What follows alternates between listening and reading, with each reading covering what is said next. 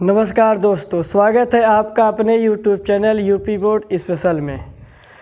Class 10th NCERT math की श्रृंखला को आगे बढ़ाते हुए आज हम बात करेंगे प्रमेय 1.3। दो प्रमेय आप पीछे पढ़ चुके हैं। इस वीडियो में हम देखेंगे प्रमेय 1.3 क्या है। तो प्रमेय 1.3 क्या कहता है कि मान लीजिए P एक अभाज्य संख्या है। मान लीजिए P एक अभाज्य संख्या है। यदि P a स्क्वायर को विभाजित करता है तो P a को भी विभाजित करेगा। अब इसका मतलब क्या हुआ, इसको समझिए। कह रहा है कि मान लीजिए P कोई अभाज्य संख्या है। अभाज्य संख्या के बारे में हम आपको पीछे बता चुके हैं।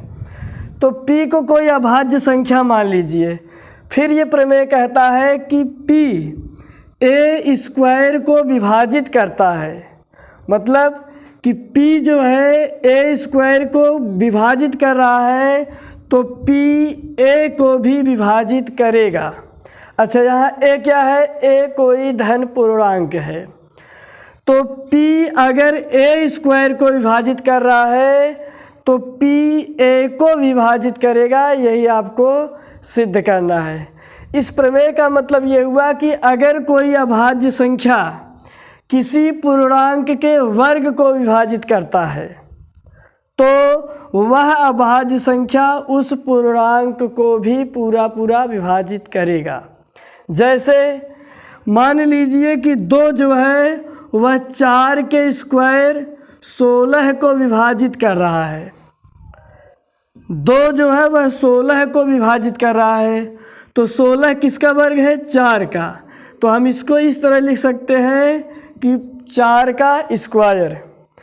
तो 2 जो है वह 4 के स्क्वायर को विभाजित कर रहा है, इसलिए 2 4 को भी विभाजित करेगा। इस प्रमेय का मतलब यही है। अब इस प्रमेय को हम क्या करेंगे? सिद्ध करेंगे कि ये प्रमेय जो है कैसे इस कथन की पुष्टि करता है। तो P क्या है? P कोई अभाज्य संख्या है और a कोई धन पूर्णांक है। चूँकि यहाँ देखिए P जो है वह a स्क्वायर को विभाजित कर रहा है, तो आप जानते हैं कि अगर कोई संख्या किसी संख्या से विभाजित हो रहा है तो वह अपने गुणनखंड से ही विभाजित होता है। तो अगर a स्क्वायर P से विभाजित हो रहा है, इसका मतलब कि a स्क्वायर का गुणनखंड कुछ होगा। यहाँ से हमने लिखा मान लिया a का गुणनखंड, a का गुणनखंड, या आप अभाज्य गुणनखंड बोलिए। अभाज्य गुणनखंड क्या होगा? मान लीजिए P1 है, P2 है, ऐसे बहुत हो सकते हैं। तो Pn, क्योंकि कोई भी एक संख्या है तो उसके अभाज्य गुणनखंड 2 या 2 से अधिक आपके हो सकते हैं। अंकगणित का आधारभूत आपका कहता है कि प्रत्येक भाज्य संख्या के अभाज्य संख्याओं को गुणनफल के रूप में लिख सकते हैं। तो मान लीजिए जो a आपका संख्या था उसका गुणनखंड P1 P2 ऐसे आपका P3 n तक है। 1 2 किसी भी संख्या के गुणनखंड 2 हो सकते हैं या 2 से अधिक हो सकते हैं। अगर a का गुणनखंड इतना हुआ तो यहाँ से हम बात करेंगे कि a स्क्वायर का गुणनखंड कितना होगा। तो a स्क्वायर का गुणनखंड आपका आएगा P1 into P2 into P3 dash Pn। अब इसी को हम एक बार और लिखेंगे, क्योंकि यहाँ देखिए a का गुणनखंड जब इतना था तो a स्क्वायर हुआ, माने वही फिर आ जाएगा। 2a इसमें मिला है तो एक a का गुणनखंड इतना हुआ, तो दूसरे a का गुणनखंड कितना होगा? P1 into P2 into P3 dash dash Pn, ये होगा। अब आप इसी को लिख सकते हैं कि P square is equal to, देखिए इसमें P1 है, इसमें भी P1 है, तो P1 आके आपका बन जाएगा P1 का स्क्वायर। फिर यहाँ से आप देखेंगे P2 है, तो यहाँ से आपका बन जाएगा P2 स्क्वायर।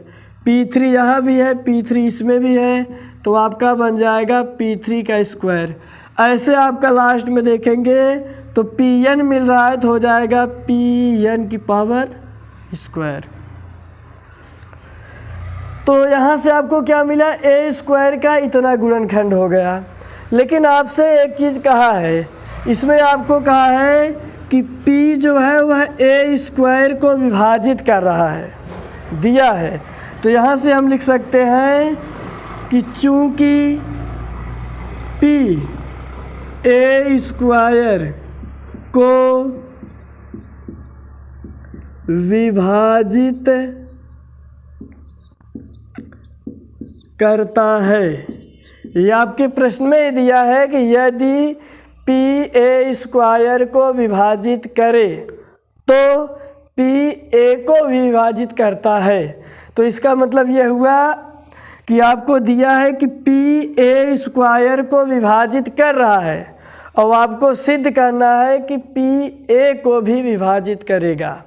अब यहाँ से आप थोड़ा सा दिमाग लगाइए। ए स्क्वायर के गुणनखंड में यही आपका आया है P1, P2, P3 यही सब। अब यहाँ से कहा है कि P जो है वह ए स्क्वायर को विभाजित कर रहा है। तो आप जानते हैं जो संख्या किसी संख्या को काटती है वह संख्या उसके गुणनखंड में अवश्य होती है। जैसे 2 जो है वह 10 को विभाजित कर रही है, तो 2 10 के गुणनखंड में ज़रूर होगा। 2 10 को विभाजित कर रही है, तो 2 जो है 10 के गुणनखंड में ज़रूर होगा। 5 30 को विभाजित कर रहा है, तो 30 के गुणनखंड में 5 आपका ज़रूर होगा। उसी प्रकार अगर P ए स्क्वायर को विभाजित कर रहा है तो P ए स्क्वायर के गुणनखंड में ज़रूर होगा। तो यहाँ से देखिए आपको क्या मिला, यहाँ से हम लिख सकते हैं कि इसलिए P ए स्क्वायर के गुणनखंड में अवश्य होगा।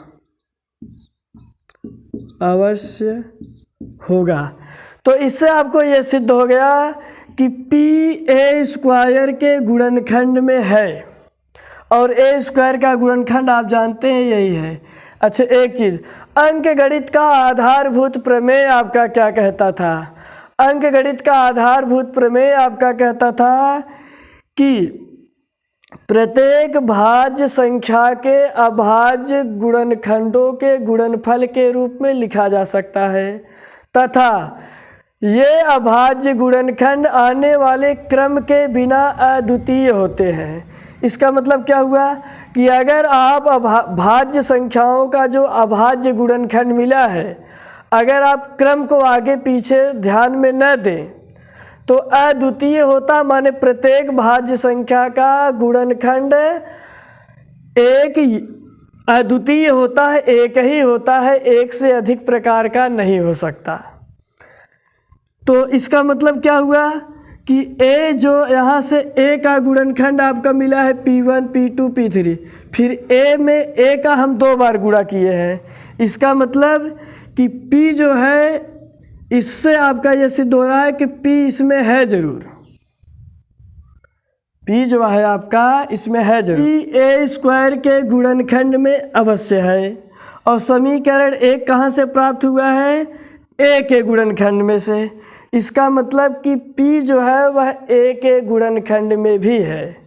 इसलिए अंकगणित के आधारभूत प्रमेय से